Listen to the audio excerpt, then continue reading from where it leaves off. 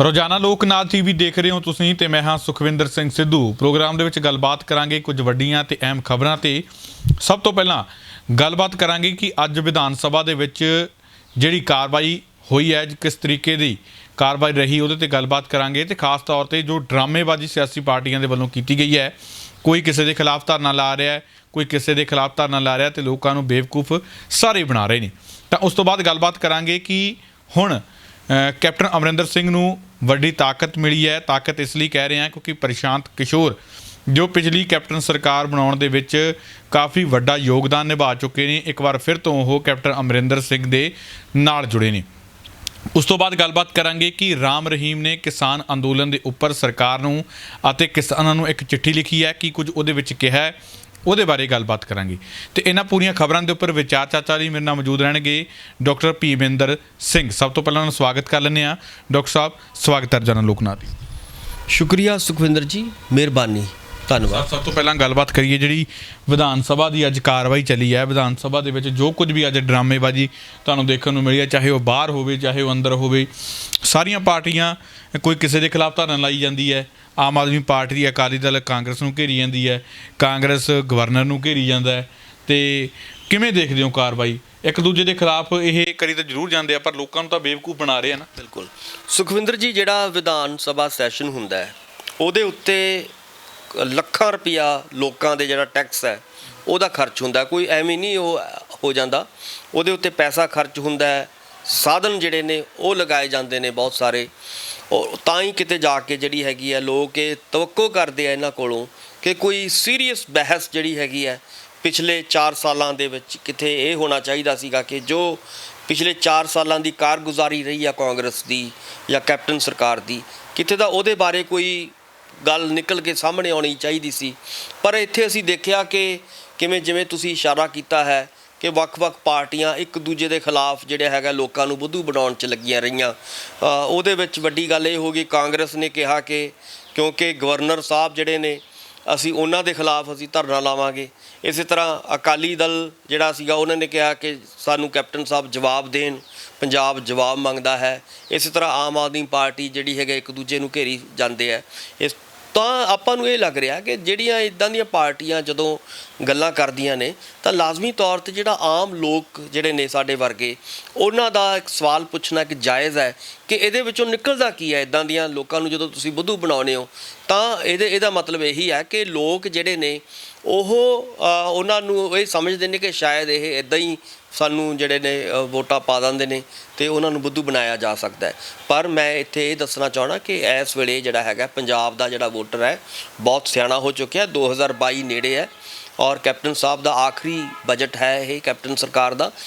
ਲੋਕ ਇਹਨਾਂ ਤੋਂ ਸਵਾਲ ਪੁੱਛਣਗੇ। ਜਿਵੇਂ ਆਪਾਂ ਨੇ ਦੇਖਿਆ ਕਿ ਬੀਜੇਪੀ ਨੇ ਲੋਕ ਜਿਵੇਂ ਲੋਕਾਂ ਨੂੰ ਜਿਹੜਾ ਕਿਵੇਂ ਉਹਨਾਂ ਨੇ ਬੀਜੇਪੀ ਨੂੰ ਘੇਰਦੇ ਆ ਔਰ ਬੀਜੇਪੀ ਦੇ ਜਿਹੜੇ ਲੀਡਰ ਸਾਹਿਬਾਨ ਨੇ ਉਹਨਾਂ ਨੂੰ ਘਰਾਂ ਤੋਂ ਬਾਹਰ ਨਹੀਂ ਨਿਕਲਣ ਦਿੱਤਾ ਜਾ ਰਿਹਾ। ਸੋ ਇਹੀ ਗੱਲਾਂ ਕਿਤੇ ਇਹਨਾਂ ਪਾਰਟੀਆਂ ਨਾਲ ਵੀ ਨਾ ਹੋਣ, ਇਸ ਕਰਕੇ ਇਹਨਾਂ ਪਾਰਟੀਆਂ ਨੂੰ ਅੱਜ ਸੁਚੇਤ ਹੋ ਕੇ ਪੰਜਾਬ ਦੇ ਜਿਹੜੇ ਪੱਖ ਦੇ ਮਸਲੇ ਨੇ, ਜਿਹਦੇ ਵਿੱਚ ਕਿਸਾਨੀਆਂ ਦਾ ਮੁੱਦਾ ਹੈ, ਜਿਹਦੇ ਵਿੱਚ ਨੌਜਵਾਨਾਂ ਦਾ ਮੁੱਦਾ ਹੈ, ਜਿਹਦੇ ਵਿੱਚ ਨਸ਼ਿਆਂ ਦਾ ਮੁੱਦਾ ਹੈ, ਜਿਹਦੇ ਵਿੱਚ ਬੁਢਾਪਾ ਪੈਨਸ਼ਨ ਜਿਹੜੀ ਹੈਗੀ ਆ ਉਹ ਬੁਨਿਆਦੀ ਮੁੱਦੇ ਨੇ, ਜਿਹਦੇ ਵਿੱਚ ਮਨਰੇਗਾ ਦਾ ਮੁੱਦਾ ਹੈ, ਯਾਨੀ ਕਿ ਪੰਜਾਬ ਦੇ ਲੋਕਾਂ ਨਾਲ ਸੰਬੰਧਿਤ ਜਿੰਨੇ ਬੁਨਿਆਦੀ ਮੁੱਦੇ ਨੇ। ਔਰ ਕੈਪਟਨ ਸਾਹਿਬ ਨੇ ਇਹ ਗੱਲ ਮਤਲਬ ਆਪਾਂ ਨੂੰ ਪਤਾ ਹੈ ਕਿ ਚਾਹੇ ਉਹ ਲਿਖਤੀ ਰੂਪ ਦੇ ਵਿੱਚ ਹੋਵੇ, ਚਾਹੇ ਮੈਨੀਫੈਸਟੋ ਦੇ ਰੂਪ ਦੇ ਵਿੱਚ ਹੋਵੇ, ਜਾਂ ਉਹਨਾਂ ਨੇ ਸੌਹਾਂ ਖਾਧੀਆਂ ਹੋਣ ਸ਼੍ਰੀ ਗੁਟਕਾ ਸਾਹਿਬ ਨੂੰ ਹੱਥ 'ਚ ਫੜ ਕੇ, ਉਹ ਸਾਰੀਆਂ ਗੱਲਾਂ ਇਹ ਗੱਲ ਤੋਂ ਪਤਾ ਲੱਗਦਾ ਹੈ ਕਿ ਇਸ ਵੇਲੇ ਪੰਜਾਬ ਸੀਰੀਅਸ ਹੋਣ ਦੀ ਮੰਗ ਕਰਦਾ ਹੈ, ਨਾ ਕਿ ਇੱਕ ਦੂਜੀ ਪਾਰਟੀ ਨੂੰ ਜਿਹੜਾ ਹੈਗਾ ਦੋਸ਼ੀ ਦੱਸ ਕੇ ਲੋਕਾਂ ਨੂੰ ਬੁੱਧੂ ਬਣਾ ਕੇ ਔਰ ਆਪਣੀ ਸੱਤਾ ਨੂੰ ਦੁਬਾਰਾ ਕਾਇਮ ਕਰਨ ਦੀ ਜਿਹੜੀ ਕੋਸ਼ਿਸ਼ ਹੈ ਸਾਰੀਆਂ ਪਾਰਟੀਆਂ ਲੱਗੀਆਂ ਹੋਈਆਂ ਨੇ, ਉਹਦੇ ਤੋਂ ਬਚਣ ਦੀ ਲੋੜ ਹੈ। ਔਰ ਲੋਕ ਇਸ ਵੇਲੇ ਸੀਰੀਅਸਨੈਸ ਰਾਜਨੀਤੀ ਦੀ ਗੱਲ ਜਿਹੜੀ ਹੈਗੀ ਮੰਗ ਕਰਦੇ ਆ। ਇੱਦਾਂ ਦੀ ਜਿਹੜੀ ਲਿਫਾਫੇਬਾਜ਼ੀ ਹੈ ਉਹਨਾਂ ਤੋਂ ਲੋਕਾਂ ਨੂੰ ਜਿਹੜਾ ਹੈਗਾ ਸੁਚੇਤ ਹੋਣਾ ਚਾਹੀਦਾ ਹੈ। ਜੀ, ਅੱਜ ਦੀ ਜਿਹੜੀ ਕਾਰਵਾਈ ਹੋਈ ਹੈ, ਇਹ ਪਹਿਲਾ ਦਿਨ ਚੱਲਿਆ, ਕਿਵੇਂ ਦੇਖਦੇ ਹੋ ਕਿ ਅਕਾਲੀ ਦਲ ਦੀ ਰੈਲੀ ਨੂੰ ਜਿਹੜੇ ਹੈਗੇ ਆ ਆਮ ਆਦਮੀ ਪਾਰਟੀ ਸਾਈਕਲ 'ਤੇ ਗਈ ਤੇ ਉਹ ਇੱਕ ਪਾਸੇ ਵਿਰੋਧੀ ਧਿਰਾਂ ਨੇ ਜਿਹੜਾ ਘੇਰਿਆ ਕਾਂਗਰਸ ਸਰਕਾਰ ਨੂੰ, ਇੱਕ ਪਾਸੇ ਉਹ ਜਿਹੜਾ ਘਿਰਾਓ ਕਰਨ ਦੀ ਗੱਲ ਕਰ ਰਹੇ ਸੀ ਆਪਣੇ ਰਾਜਪਾਲ ਦੀ, ਤਾਂ ਦੂਜੇ ਪਾਸੇ ਰਾਜਪਾਲ ਦਾ ਜਿਹੜਾ ਕਹਿੰਦੇ ਨੇ ਕਿ ਸਵਾਗਤ ਕੀਤਾ ਗਿਆ। ਤਾਂ ਹਰਪਾਲ ਸਿੰਘ ਚੀਮਾ ਦੇ ਵੱਲੋਂ ਇਹ ਵੀ ਗੱਲ ਕਹੀ ਗਈ ਹੈ ਕਿ ਜਿਹੜੇ ਭਾਸ਼ਣ ਦੇ ਵਿੱਚ, ਰਾਜਪਾਲ ਦੇ ਭਾਸ਼ਣ ਦੇ ਵਿੱਚ ਕਿਸਾਨੀ ਨਾਲ ਰਿਲੇਟਡ ਜਿਹੜੇ ਪਹਿਰੇ ਸੀ ਉਹ ਆਪਣੇ ਭਾਸ਼ਣ ਦੇ ਵਿੱਚੋਂ ਜਿਹੜਾ ਹੈਗਾ ਰਾਜਪਾਲ ਨੇ ਸਕਿਪ ਕਰਤੇ। ਕਹਿੰਦੇ ਕਿ ਕਾਂਗਰਸ ਸਰਕਾਰ ਤੇ ਰਾਜਪਾਲ ਬੀਜੇਪੀ ਦੇ ਇਸ਼ਾਰੇ ਤੇ ਜਿਹੜਾ ਕੰਮ ਉਹ ਕਰ ਰਹੇ ਨੇ। ਅੱਜ ਦੀ ਜਿਹੜੀ ਪੂਰੀ ਕਾਰਵਾਈ ਹੋਈ ਹੈ ਤੁਸੀਂ ਕਿਵੇਂ ਦੇਖਦੇ ਹੋ? ਦੇਖੋ, ਜਿਹੜਾ ਰਾਜਪਾਲ ਦਾ ਭਾਸ਼ਣ ਰਿਹਾ ਹੈ ਉਹ ਬੁਨਿਆਦੀ ਤੌਰ ਤੇ ਪੋਲੀਟੀਕਲ ਭਾਸ਼ਣ ਰਿਹਾ ਹੈ। ਉਹਦੇ ਵਿੱਚ ਜਿਵੇਂ ਤੁਸੀਂ ਕਿਹਾ ਹੈ ਕਿ ਕਿਉਂਕਿ ਕੇਂਦਰ ਸਰਕਾਰ ਜਿਹੜੀ ਹੈਗੀ ਹੈ ਕਿਸਾਨਾਂ ਦੇ ਉੱਤੇ ਕਾਲੇ ਕਾਨੂੰਨ ਲੈ ਕੇ ਆਈ ਹੈ, ਕਿਸਾਨਾਂ ਦੇ ਬਾਰੇ ਆਪਾਂ ਨੂੰ ਸਾਰੇ ਪਤਾ ਹੈ। ਔਰ ਕਿਉਂਕਿ ਰਾਜਪਾਲ ਜਿਹੜੇ ਨੇ ਉਹ ਬੁਨਿਆਦੀ ਤੌਰ ਤੇ ਜਿਹੜੀ ਸੈਂਟਰ ਦੀ ਸਰਕਾਰ ਹੁੰਦੀ ਹੈ ਉਹਦੇ ਨੁਮਾਇੰਦੇ ਹੁੰਦੇ ਨੇ। ਬੇਸ਼ੱਕ ਉਹ ਸਟੇਟ ਸਰਕਾਰ ਦਾ ਜੋ ਲਿਖਿਆ ਜਾਂਦਾ ਹੈ ਔਰ ਉਹੀ ਉਹਨਾਂ ਨੇ ਪੜ੍ਹਨਾ ਹੁੰਦਾ ਹੈ, ਪਰ ਆਪਾਂ ਨੂੰ ਪਤਾ ਹੈ ਕਿ ਉਹਨਾਂ ਨੇ ਉਹੀ ਪੜ੍ਹਿਆ ਜਿਹੜਾ ਉਹਨਾਂ ਦੀ ਸੈਂਟਰ ਗਵਰਨਮੈਂਟ ਨੂੰ ਸੂਟ ਕਰਦਾ ਸੀਗਾ। ਇਸ ਕਰਕੇ ਉਹਨਾਂ ਨੇ, ਕਿਉਂਕਿ ਕਿਸਾਨੀ ਮੁੱਦੇ ਇਸ ਵੇਲੇ ਭਖਵੇਂ ਮੁੱਦੇ ਨੇ ਪੰਜਾਬ ਦੇ ਜਾਂ ਪੂਰੇ ਹਿੰਦੁਸਤਾਨ ਦੇ, ਇਸ ਕਰਕੇ ਉਹਨਾਂ ਨੇ ਉਹਨਾਂ ਤੋਂ ਜਿਹੜਾ ਹੈਗਾ ਨਾ ਪੜ੍ਹ ਕੇ ਉਸ ਤੋਂ ਗੁਰੇਜ਼ ਕਰਨ ਦੀ ਕੋਸ਼ਿਸ਼ ਕੀਤੀ ਹੈ। ਇਹੀ ਗੱਲ ਜਿਹੜੇ ਹੈਗੇ ਚੀਮਾ ਸਾਹਿਬ ਨੇ ਦੱਸੀ ਹੈ ਕਿ ਕਿਵੇਂ ਜਿਹੜਾ ਹੈਗਾ ਨਾ ਤਾਂ ਉਹ ਜਿਹੜੀਆਂ ਸਰਕਾਰ ਦੀਆਂ ਜੋ ਕਾਰਗੁਜ਼ਾਰੀਆਂ ਨੇ ਉਹਦੇ ਬਾਰੇ ਮਤਲਬ ਬਹੁਤਾ ਜਿਹੜਾ ਹੈਗਾ ਸਾਨੂੰ ਪਤਾ ਹੈ ਕਿ ਕਿੰਨੀਆਂ ਕਾਰਗੁਜ਼ਾਰੀਆਂ ਰਹੀਆਂ ਨੇ। ਇਸੇ ਤਰ੍ਹਾਂ ਜਿਹੜੇ ਕਿਸਾਨੀ ਮੁੱਦਿਆਂ ਨੂੰ ਸਕਿਪ ਕਰਕੇ ਉਹਨਾਂ ਨੇ ਜਿਹੜੀ ਆਪਣੀ ਦੋਸਤੀ ਪੁਗਾਈ ਹੈ ਬੀਜੇਪੀ ਨਾਲ, ਸੈਂਟਰ ਗਵਰਨਮੈਂਟ ਨਾਲ, ਮੋਦੀ ਸਰਕਾਰ ਨਾਲ, ਉਹ ਵੀ ਉਹਨਾਂ ਨੇ ਆਪਣੀ ਜਿਹੜੀ ਹੈਗੀ ਹੈ ਉਹ ਸਾਰੀ ਨਿਭਾਉਣ ਦੀ ਕੋਸ਼ਿਸ਼ ਕੀਤੀ ਹੈ। ਸੋ ਇਸ ਕਰਕੇ ਇਹਦੇ ਵਿੱਚ ਆਮ ਬੰਦਾ ਜਿਹੜਾ ਹੈਗਾ, ਪੰਜਾਬੀ ਜਿਹੜਾ ਹੈਗਾ, ਉਹ ਪਿਸਦਾ ਨਜ਼ਰ ਆ ਰਿਹਾ ਹੈ। ਉਹਦੀਆਂ ਗੱਲਾਂ, ਉਹਦੇ ਮੁੱਦੇ ਜਿਹੜੇ ਨੇ ਉਹ ਕਿਤੇ ਵੀ ਆਪਾਂ ਨੂੰ ਨਜ਼ਰ ਨਹੀਂ ਆਏ, ਕਿਉਂਕਿ ਪੰਜਾਬ, ਮੈਂ ਫੇਰ ਕਹਾਂਗਾ ਕਿ ਪੰਜਾਬ ਇਸ ਵੇਲੇ ਬਹੁਤ ਵੱਡੇ ਸੰਕਟ ਦੇ ਵਿੱਚੋਂ ਗੁਜ਼ਰ ਰਿਹਾ ਹੈ। ਇਹਦੇ ਵਿੱਚ ਨੌਜਵਾਨਾਂ ਦਾ, ਕਿਸਾਨਾਂ ਦਾ ਤੇ ਸਾਡੇ ਹੋਰ ਬਹੁਤ ਸਾਰੇ ਜਿਹੜੇ ਮੁੱਦੇ ਨੇ ਉਹਨਾਂ ਬਾਰੇ ਜਿਹੜਾ ਡਿਸਕਸ਼ਨ, ਜਿਹਦੇ ਲਈ ਇਹ ਸਾਰਾ ਪੈਸਾ ਲਗਾਇਆ ਜਾਂਦਾ ਹੈ, ਵਿਧਾਨ ਸਭਾ ਦੇ ਵਿੱਚ ਕਿਹਾ ਜਾਂਦਾ ਹੈ ਕਿ ਇਹ ਮੁੱਦੇ ਲੋਕਾਂ ਦੇ ਉੱਠਣੇ ਚਾਹੀਦੇ ਨੇ, ਪਰ ਉਹ ਕੋਈ ਉੱਠ ਨਹੀਂ ਰਹੇ। ਇਹਨੂੰ ਜਿਹੜਾ ਹੈਗਾ ਇੱਕ ਦੂਜੇ ਦੇ ਉੱਤੇ ਦੋਸ਼ ਮੜ ਕੇ ਇੱਕ ਦੂਜੇ ਨੂੰ ਜਿਹੜਾ ਹੈਗਾ ਸ਼ਰੇਆਮ ਇਹ ਕਹਿ ਕੇ ਕਿ ਫਲਾਣਾ ਦੋਸ਼ੀ ਹੈ, ਸੈਂਟਰ ਦੋਸ਼ੀ ਹੈ ਜਾਂ ਸਟੇਟ ਦੋਸ਼ੀ ਹੈ, ਇੱਕ ਦੂਜੇ ਦੇ ਮਤਲਬ ਉੱਤੇ ਸੁੱਟ ਕੇ ਆਮ ਜਿਹੜੇ ਨੇ ਉਹਨਾਂ ਦੇ ਮੁੱਦੇ ਜਿਹੜੇ ਨੇ, ਆਮ ਲੋਕਾਂ ਦੇ, ਸਾਡੇ ਸਾਰਿਆਂ ਦੇ ਮੁੱਦੇ ਨੇ, ਉਹਨਾਂ ਤੋਂ ਧਿਆਨ ਭਟਕਾਉਣ ਦੀ ਕੋਸ਼ਿਸ਼ ਇਹ ਸਾਰੇ ਲੀਡਰ ਸਾਹਿਬਾਨ ਕਰ ਰਹੇ ਨੇ।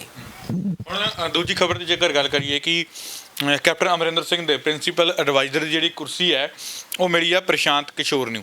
ਪ੍ਰਸ਼ਾਂਤ ਕਿਸ਼ੋਰ ਵਾਸਤੇ ਮੰਨਿਆ ਜਾਂਦਾ ਹੈ ਕਿ ਸਰਕਾਰਾਂ ਨੂੰ ਸੱਤਾ ਦੇ ਵਿੱਚ ਲਿਆਉਣ ਦੇ ਲਈ, ਪੋਲੀਟੀਕਲ ਪਾਰਟੀਆਂ ਨੂੰ ਸੱਤਾ ਦੇ ਵਿੱਚ ਲਿਆਉਣ ਦੇ ਲਈ ਜਿਹੜਾ ਪ੍ਰਸ਼ਾਂਤ ਕਿਸ਼ੋਰ ਦਾ ਬਹੁਤ ਵੱਡਾ ਰੋਲ ਰਹਿੰਦਾ। 2017 ਦੇ ਵਿੱਚ ਵੀ ਕਾਂਗਰਸ ਪਾਰਟੀ ਨੂੰ ਸੱਤਾ ਦੇ ਵਿੱਚ ਲਿਆਉਣ ਦੇ ਲਈ ਕਿਹਾ ਜਾਂਦਾ ਕਿ ਪ੍ਰਸ਼ਾਂਤ ਕਿਸ਼ੋਰ ਦਾ ਬੜਾ ਯੋਗਦਾਨ ਹੈ। ਇੱਕ ਪਾਸੇ ਇਹ ਗੱਲ ਕਹੀ ਜਾ ਰਹੀ ਹੈ ਕਿ ਜੇਕਰ ਆਪਾਂ ਸਰਕਾਰ ਬਣਾਉਣੀ ਹੈ, ਕਾਂਗਰਸ ਸਰਕਾਰ ਨੇ ਸਰਕਾਰ ਬਣਾਉਣੀ ਹੈ, ਰਿਪੀਟ ਕਰਾਉਣੀ ਹੈ ਪੰਜਾਬ ਦੇ ਵਿੱਚ, ਤਾਂ ਨਵਜੋਤ ਸਿੰਘ ਸਿੱਧੂ ਨੂੰ ਨਾਲ ਰੱਖਣਾ ਬਹੁਤ ਜ਼ਰੂਰੀ ਹੈ। ਨਵਜੋਤ ਸਿੰਘ ਸਿੱਧੂ ਨੂੰ ਅੱਖੋਂ ਪਰੋਖੇ ਕਰਕੇ ਜਿਸ ਤਰੀਕੇ ਦੇ ਨਾਲ ਪ੍ਰਸ਼ਾਂਤ ਕਿਸ਼ੋਰ ਨੂੰ ਵੱਡੇ ਅਹੁਦੇ ਪੰਜਾਬ ਸਰਕਾਰ ਦੇ ਵਿੱਚ ਦਿੱਤੇ ਜਾ ਰਹੇ ਆ, ਕਿਤੇ ਨਾ ਕਿਤੇ ਇਹ ਵੀ ਇੱਕ ਸਾਈਨ ਹੈ ਕਿ ਨਵਜੋਤ ਸਿੱਧੂ ਤੋਂ ਜ਼ਿਆਦਾ ਭਰੋਸਾ ਜੇ ਆਪਾਂ ਗੱਲ ਕਰੀਏ ਤਾਂ ਪ੍ਰਸ਼ਾਂਤ ਕਿਸ਼ੋਰ 'ਤੇ ਜਤਾਇਆ ਜਾ ਰਿਹਾ ਹੈ। ਅਤੇ ਕਿਵੇਂ ਦੇਖਦੇ ਹੋ ਜਿਹੜੀ ਵੱਡੀ ਕੁਰਸੀ ਅੱਜ ਪ੍ਰਸ਼ਾਂਤ ਕਿਸ਼ੋਰ ਨੂੰ ਦਿੱਤੀ ਗਈ? ਦੇਖੋ, ਜਿੱਥੋਂ ਤੱਕ ਪ੍ਰਸ਼ਾਂਤ ਕਿਸ਼ੋਰ ਜੀ ਦਾ ਸੰਬੰਧ ਹੈ, ਉਹ ਮੈਂ ਕਹਿਣਾ ਚਾਹਾਂਗਾ ਕਿ ਜਿਹੜੀ ਕਾਠ ਦੀ ਹਾਂਡੀ ਆ ਉਹ ਬਾਰ-ਬਾਰ ਨਹੀਂ ਚੜ੍ਹਦੀ। ਇੱਕ ਵਾਰੀ ਉਹਨਾਂ ਨੇ ਪੰਜਾਬੀਆਂ ਦੇ ਸੁਪਨੇ ਜਿਹੜੇ ਸੀਗੇ ਉਹਨਾਂ ਨੂੰ ਵੇਚਿਆ ਔਰ ਕੈਪਟਨ ਨਾਲ ਮਿਲ ਕੇ ਉਹਨਾਂ ਦੀ ਸਰਕਾਰ ਬਣਾਈ, ਇਹ ਉਹਨਾਂ ਦਾ ਯੋਗਦਾਨ ਹੈ। ਪਰ ਪੰਜਾਬੀ ਕੈਪਟਨ ਸਾਹਿਬ ਦੇ ਜਾਂ ਪ੍ਰਸ਼ਾਂਤ ਕਿਸ਼ੋਰ ਦੀਆਂ ਗੱਲਾਂ 'ਚ ਆ ਕੇ ਬਾਰ-ਬਾਰ ਉਹਨਾਂ ਨੂੰ ਜਿਤਾਉਣਗੇ, ਇਹ ਮੈਨੂੰ ਲੱਗਦਾ ਕਿ ਇਸ ਵੇਲੇ ਸੰਭਵ ਨਹੀਂ ਹੈ। ਪੰਜਾਬੀ ਜਿਹੜੇ ਨੇ, ਜੇ ਆਪਾਂ ਕਹੀਏ ਕਿ ਪਿਛਲੇ 4 ਸਾਲਾਂ ਤੋਂ ਬਾਅਦ ਜੋ ਖਾਸ ਤੌਰ 'ਤੇ ਕਿਸਾਨੀ ਅੰਦੋਲਨ ਤੋਂ ਬਾਅਦ ਜੋ ਪੰਜਾਬ ਦੀ ਫਿਜ਼ਾ ਬਦਲੀ ਹੈ, ਪੰਜਾਬ ਦਾ ਮਾਹੌਲ ਬਦਲਿਆ ਹੈ, ਉਹ ਬਹੁਤ ਹੀ, ਉਹਦੇ ਵਿੱਚ ਬਹੁਤ ਸਾਰੀਆਂ ਚੇਂਜਿਸ ਜਿਹੜੀਆਂ ਨੇ ਬੁਨਿਆਦੀ ਤੌਰ 'ਤੇ ਆਈਆਂ ਨੇ। ਔਰ ਖਾਸ ਤੌਰ 'ਤੇ ਜਿਹੜੀਆਂ ਪੋਲੀਟੀਕਲ ਪਾਰਟੀਆਂ ਦੇ ਪ੍ਰਤੀ ਲੋਕਾਂ ਦੇ ਵਿੱਚ ਇੱਕ ਨਫ਼ਰਤ ਦੀ ਭਾਵਨਾ ਜਿਹੜੀ ਪੈਦਾ ਹੋ ਚੁੱਕੀ ਹੈ, ਉਹਨੂੰ ਸਮਝਣ ਦੀ ਲੋੜ ਹੈ। ਸੋ ਇਸ ਕਰਕੇ ਪ੍ਰਸ਼ਾਂਤ ਕਿਸ਼ੋਰ ਬੇਸ਼ੱਕ ਕੋਸ਼ਿਸ਼ ਕਰੇਗਾ ਕਿ ਦੁਬਾਰਾ ਫਿਰ ਮੈਂ ਉਹ ਸੁਪਨੇ ਜਿਹੜੇ ਨੇ, ਉਹ ਜਿਹੜੇ ਅਜੇ ਤੱਕ ਵਾਅਦੇ ਜਿਹੜੇ ਪੂਰੇ ਨਹੀਂ ਹੋਏ, ਜਿਵੇਂ ਆਪਾਂ ਪਹਿਲਾਂ ਗੱਲ ਕੀਤੀ ਹੈ, ਜੇ ਉਹ ਪਹਿਲਾਂ ਹੀ ਪਿਛਲੇ ਵਾਅਦੇ ਨਹੀਂ ਪੂਰੇ ਕਰ ਸਕਿਆ ਤਾਂ ਹੋਰ ਜਿਹੜੇ ਉਹਨਾਂ ਨੂੰ ਦੱਸੇਗਾ, ਸਟ੍ਰੈਟਜੀ ਜਿਹੜੀ ਹੈਗੀ ਆਪਣੀ ਬਣਾਏਗਾ ਪ੍ਰਸ਼ਾਂਤ ਕਿਸ਼ੋਰ, ਉਹ ਲੋਕਾਂ ਨੂੰ ਬੁੱਧੂ ਬਣਾਉਣ ਦੀ ਹੀ ਬਣਾਏਗਾ, ਹੋਰ ਇਸ ਤੋਂ ਇਲਾਵਾ ਕੁਝ ਨਹੀਂ ਹੈ।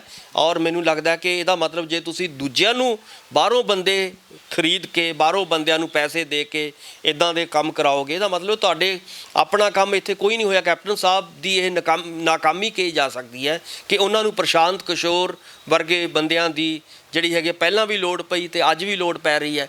ਸੋ ਇਸ ਕਰਕੇ ਇਹਦਾ ਮਤਲਬ ਇਹੀ ਹੈ ਕਿ ਕਾਂਗਰਸ ਜਿਹੜੀ ਹੈਗੀ ਹੈ ਉਹ ਆਪਣੇ ਵਾਅਦਿਆਂ ਤੋਂ ਮੁੱਕਰ ਰਹੀ ਹੈ ਔਰ ਹੁਣ ਨਵੇਂ ਵਾਅਦੇ ਦੇ ਕੇ ਨਵੇਂ ਸੁਪਨੇ ਲੋਕਾਂ ਨੂੰ ਵੰਡ ਕੇ, ਪੰਜਾਬੀਆਂ ਨੂੰ ਵੰਡ ਕੇ ਉਹ ਸੱਤਾ 'ਚ ਆਉਣੀ ਚਾਹੁੰਦੀ ਹੈ। ਇੱਥੋਂ ਇਹੀ ਗੱਲ ਸਪਸ਼ਟ ਹੋ ਰਹੀ ਹੈ। ਪਰ ਪੰਜਾਬ ਦੇ ਲੋਕ, ਇਹ ਮੈਨੂੰ ਨਹੀਂ ਲੱਗਦਾ ਕਿ ਪ੍ਰਸ਼ਾਂਤ ਕਿਸ਼ੋਰ ਦੀਆਂ ਜਿਹੜੀਆਂ ਆਉਣ ਵਾਲੇ ਭਵਿੱਖੀ ਜਿਹੜੀਆਂ ਯੋਜਨਾਵਾਂ ਨੇ ਉਹਨਾਂ ਦੇ ਉੱਤੇ ਉਹਨਾਂ ਦਾ ਕੋਈ ਅਸਰ ਪਏਗਾ।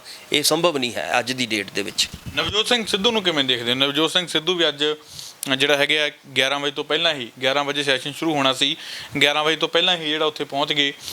ਪਿਛਲੀ ਵਾਰ ਤਾਂ ਉਹ ਜ਼ਰੂਰ ਆਏ ਸੀ, ਪਰ ਉਸ ਤੋਂ ਪਹਿਲਾਂ ਵੀ ਜਿਹੜਾ ਕਈ ਸੈਸ਼ਨਾਂ ਦੇ ਵਿੱਚ ਦੇਖਿਆ ਗਿਆ ਕਿ ਨਵਜੋਤ ਸਿੰਘ ਸਿੱਧੂ ਗੈਰ ਹਾਜ਼ਰ ਰਹੇ ਸੀ। ਹੁਣ ਪੰਜਾਬ ਸਰਕਾਰ ਦਾ ਜਿਹੜਾ ਆਖਰੀ ਇਹ ਸੈਸ਼ਨ, ਜਿਹੜਾ ਬਜਟ ਸੈਸ਼ਨ ਹੈ, ਤਾਂ ਇਸ ਦੇ ਵਿੱਚ ਨਵਜੋਤ ਸਿੰਘ ਸਿੱਧੂ ਦੀ ਸ਼ਿਰਕਤ ਨੂੰ ਕਿਵੇਂ ਦੇਖਦੇ ਹੋ? ਇੱਕ ਪਾਸੇ ਕਿਸਾਨ ਅੰਦੋਲਨ ਹੈ, ਦੂਜੇ ਪਾਸੇ ਆਖਰੀ ਬਜਟ ਸੈਸ਼ਨ ਹੈ। ਲਗਾਤਾਰ ਨਵਜੋਤ ਸਿੰਘ ਸਿੱਧੂ ਬੋਲਦੇ ਰਹੇ ਨੇ।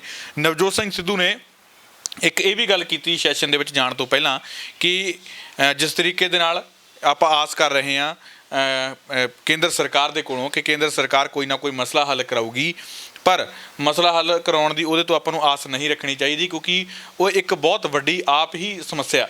ਆਪਾਂ ਇਹ ਨਾ ਸੋਚੀਏ ਕੇਂਦਰ ਸਰਕਾਰ ਸਮੱਸਿਆ ਹੱਲ ਕਰਾਊਗੀ, ਕਿਉਂਕਿ ਕੇਂਦਰ ਸਰਕਾਰ ਇੱਕ ਖੁਦ ਹੀ ਵੱਡੀ ਸਮੱਸਿਆ। ਤੇ ਨਾਲ ਹੀ ਨਾਲ ਕੇਂਦਰ ਆਪਣੀ ਸਰਕਾਰ ਨੂੰ ਵੀ ਉਹਨਾਂ ਨੇ ਇਹ ਗੱਲ ਕਹੀ ਹੈ ਕਿ ਸਾਨੂੰ ਇਹ ਚਾਹੀਦਾ ਕਿ ਕਿਸਾਨਾਂ ਦਾ ਇਹ ਮਸਲਾ ਜਲਦ ਤੋਂ ਜਲਦ ਚੁੱਕ ਕੇ ਇਹਨੂੰ ਹੱਲ ਕਰਵਾਉਣ ਦੇ ਵਿੱਚ ਆਪਣੀ ਭੂਮਿਕਾ ਨਿਭਾਉਣੀ ਚਾਹੀਦੀ ਹੈ, ਆਪਣੀ ਭੂਮਿਕਾ ਦਰਜ ਕਰਵਾਉਣੀ ਚਾਹੀਦੀ ਹੈ। ਕਿਤੇ ਨਾ ਕਿਤੇ ਉਹਨਾਂ ਨੇ ਆਪਣੀ ਸਰਕਾਰ ਨੂੰ ਵੀ ਕਟਹਿਰੇ ਦੇ ਵਿੱਚ ਖੜਾ ਕੀਤਾ। ਕਿਵੇਂ ਦੇਖਦੇ ਹੋ?